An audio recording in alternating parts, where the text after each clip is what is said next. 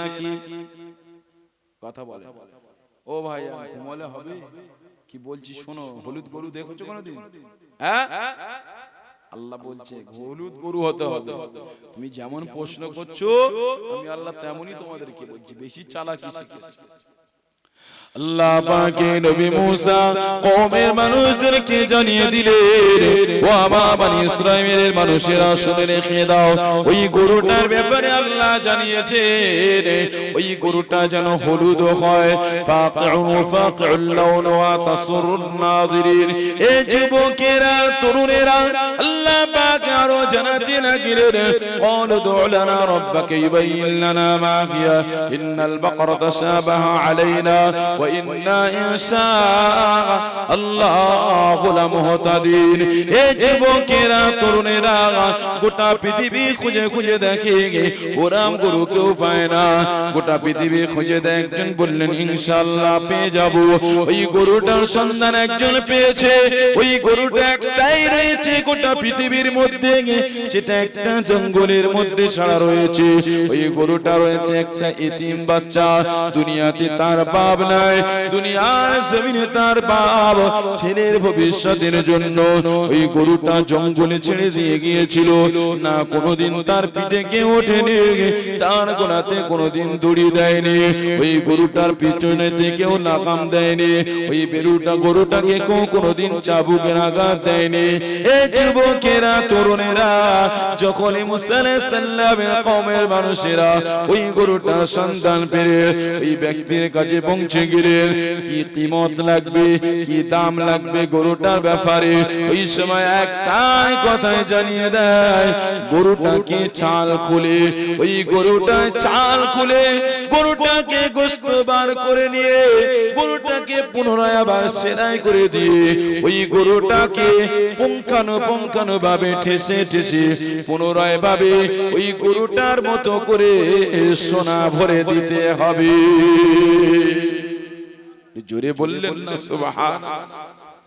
সন্ধান গরুটার পেয়েছে, কিন্তু কিমত দাম চাচ্ছে কি, ওর পরিমাণে কি দিতে হবে? কথা বলো, সোনা দিতে হবে। কি গো ফাঁসছে না ফাঁসেনি? কথা বলেন।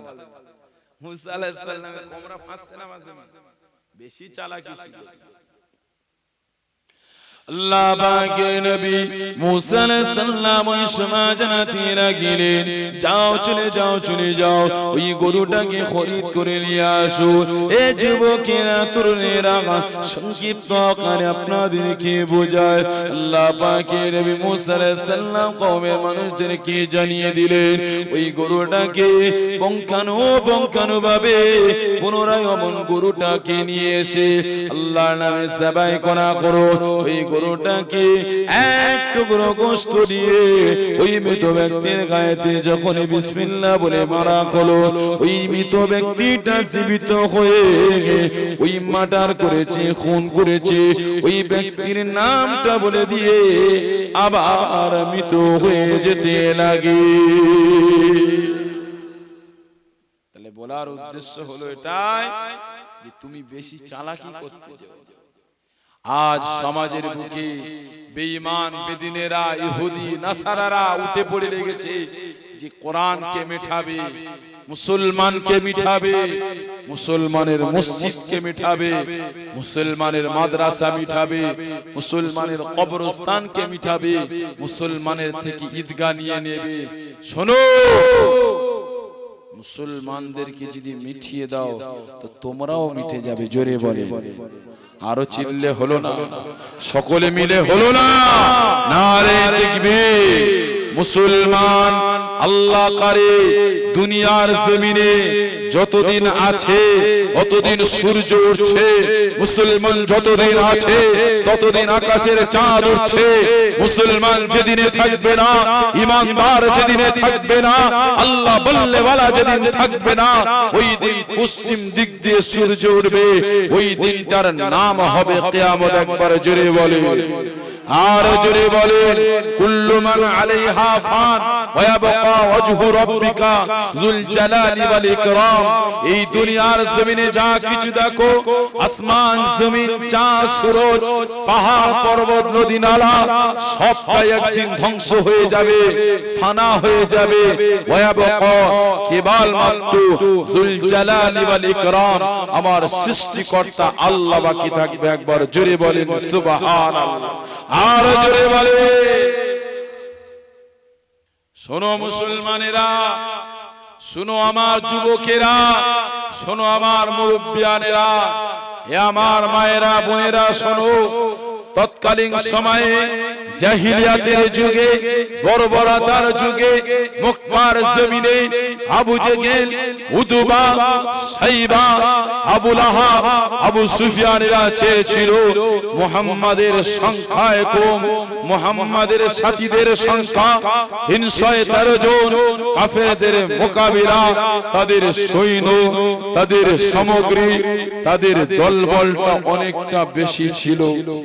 তাই মক্কার জমিনে তারা মিটিং করলেন, বেঈমানেরা তারা চক্রান্ত করলেন যে এই মুহাম্মাদের সাথী সঙ্গীদের সংখ্যা হলো 313 জন। কতজন বললাম? 313 জন। এদেরকে যদি এখনই মেরে দেয়া যায়, এদেরকে যদি এখনই মিটিয়ে দেয়া যায় তাহলে ইসলাম মিটে যাবে। এদেরকে যদি এখনই মেরে দেয়া যায় তাহলে ইসলাম তার পৃথিবীর কোনায় কোনায় পৌঁছাবে না। তাই আবু জেহেল উতবা সাইবা আবু লাহাবেরা আমার নবীর উপরে যুদ্ধের ঘোষণা করে দিল। আজ সমাজের বুকে বর্তমান সরকার গোটা পৃথিবীব্যাপী উঠে পড়ে লেগেছে, মসজিদে আকসাকে মিটাতে হবে, ফিলিস্তিনকে মিটাতে হবে, গাজাবাসীকে মিটাতে হবে, ইন্ডিয়ার জমিনে মুসলমানকে তাড়িয়ে দিতে হবে, মুসলমান নয় বাংলাদেশে নয় পাকিস্তানে চলে যেতে হবে। মুসলমানরা ইন্ডিয়ার জমিন থেকে ভেসে আসেনি, পাকিস্তান থেকে ইন্ডিয়ার জমিনে, বাংলাদেশ থেকে ঝড়ে আসেনি। এই ইন্ডিয়ার জমিনে চিরামান বলে একটা কেরালা একটা মসজিদ রয়েছে, যে মসজিদটার বয়স হলো 1500 বছরেরও বেশি। ওই মসজিদটা কেরালার জমিনে নির্মাণ করা হয়েছিল 1500 বছর পূর্বে। আজ সেই মসজিদ এখনো বাকি রয়েছে, আজও এখনো রয়েছে। এই মসজিদটা আজও দাঁড়িয়ে যায়, এখনো প্রমাণ দেয় যে ইন্ডিয়ার মুসলমানেরা আজ ভেসে আসেনি বাংলাদেশ থেকে, এরা পাকিস্তান থেকে আসেনি, এরা হলো এই মাটি থেকে, এই ভূমি থেকে এদের জন্ম, আর এই ভূমি থেকে এদের দাফন দেয়া হয়। একবার জোরে বলে, আর জোরে বলে এই মুসলমানেরা শুনে রেখে দাও। তাই বর্তমান সরকার চাচ্ছে, ইহুদি নাসারারা চাচ্ছে মুসলমানরা ইন্ডিয়ার জমিনে সংখ্যালঘু, এরা সংখ্যায় কম। তাই এদেরকে মিঠানোর জন্য সর্বপ্রথম এদের কোরআনকে আঘাত করব, এদের উপরে জ্বালা শুরু হয়ে যাবে। এরা যখন আমাদের উপরে ঝাঁপিয়ে আসতে লাগবে তখন এদেরকে জেলে বন্দী করে দেব, এদের আজানকে বন্ধ করতে বলবো। এরা যখনই আজানের যন্ত্রণা সহ্য করতে পারবে না, আমাদের উপরে ঝাঁপিয়ে আসবে, তখন এদেরকে ফাঁসি দিয়ে দেব। মুসলমানদের কোরআনকে মিটাবার জন্য মাদ্রাসা বন্ধ করে দেওয়া হবে, মুসলমানদের সিজদা দেওয়ার জায়গা মসজিদকে বন্ধ করে দেওয়া হবে, মুসলমানদের বাপ দাদার পূর্বপুরুষের যেটা থাকার বাসস্থান তাদের পূর্বপুরুষরা রয়েছে, কবরস্থান আমরা দখল করে নেব। মুসলমানদের বুকে জ্বালা পড়ে যাবে, সিজদা দেওয়ার জায়গা ঈদের জায়গা দখল করে নেব, মুসলমানদের কলিজায় জ্বালা পড়ে যাবে। আর মুসলমানরা যখন আমাদের উপরে ঝাঁপিয়ে পড়বে, এরা সংখ্যায় কম, এদেরকে অতি সহজে আমরা মিটিয়ে দেব।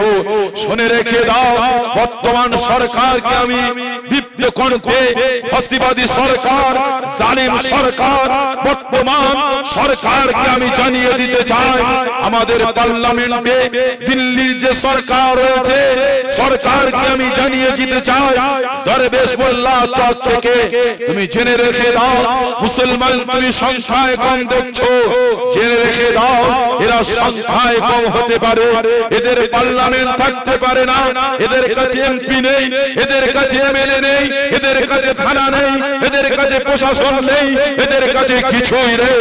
তবে জেনে রেখে দাও, বদরের প্রান্তরে 304 জন সাহাবা ছিল, কাফেরের মোকাবিলায় হাজার ছিল। তাদের কাছে ছিল সৈন্য, তাদের কাছে ছিল অস্ত্র, তাদের কাছে ছিল নেজা, তাদের কাছে ছিল বললাম, তাদের কাছে ছিল সব কিছুই ছিল। তারা যখন মুসলমানদের উপরে, নবী পাকের সাহাবাদের উপরে, মুহাম্মাদের সঙ্গীদের উপরে ঝাঁপিয়ে পড়ল, 313 জনের উপরে, 313 জন ছিল না, ঘর সাওয়ার ছিল না, তরোয়ার ছিল না, নিজা ছিল না, বললাম ছিল, কিছুই ছিল না। আবার রাসূলুল্লাহর সাহাবারা খুরমা গাছের ডাল নিয়ে ঘুরিয়েছিল ওই বেদান্তদেরকে, কাফেরদেরকে জাহান্নামী করে বানিয়েছে। নারে তাকবীর, নারে তাকবীর। মুসলমান বাগের জাত, মুসলমান কারোর ইতিহাস করে না, মুসলমান হলো ইতিহাস তৈরি করে। আর জয় বলে ওয়াকাবাইন কালা কারুল মানছিনা মানবো না, ওয়াকাবাইন কালা কারুল মানছিনা মানবো না। ভারতবর্ষ, ভারতবর্ষ, ভারতবর্ষ, ভারতবর্ষের সংবিধান, ভারতবর্ষের সংবিধান। নারে তাকবীর, নারে তাকবীর। দুরূদ শরীফ আল্লাহুম্মা